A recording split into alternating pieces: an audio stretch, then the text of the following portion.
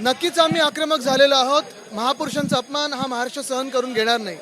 जी तत्कालीन राज्यपाल भगतसिंग कोश्यारी साहेबांनी प्रथा पाडलेली भाजपसाठी, तीच आपण पाहतोय. ही प्रथा आता पुढे नेत असताना कोरटकर आणि सोलापूरकर यांच्यावर कुठेही कारवाई होताना आम्हाला दिसत नाहीये.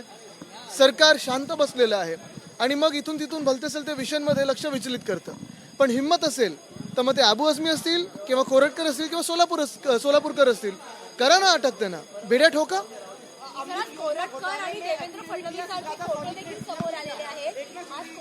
आता आज फोटोज खूप चर्चेत आहेत, अनेक फोटोज चर्चेत झालेले आहेत. पण महत्त्वाची गोष्ट म्हणजे ज्यांची पोच मुख्यमंत्र्यांच्या बंगल्यापर्यंत आहे त्यांना काय कोण अटक करणार आहे. काल देखील आपण पाहिलं धनंजय मुंडे प्रकरण असेल, अक्का कोण आहे अजून आम्हाला मुख्यमंत्र्यांनी सांगणं गरजेचं आहे.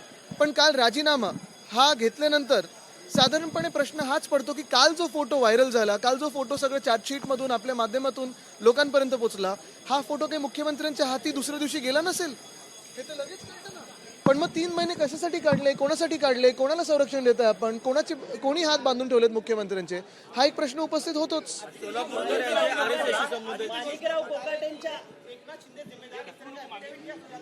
देखिए बहुत सारे घोटाले एकनाथ शिंदे के हाथों से ही हुए और अगर आप सही मायने से देखें तो ये सीएम ने एकनाथ शिंदे को भी बर्खास्त करना चाहिए, क्योंकि उनके हाथों से एमएमआरडीए का घोटाला हो, बीएमसी में काफी सारे घोटाले हो, रोड स्कैम हो, सारे तो सारे उन्होंने ही किए.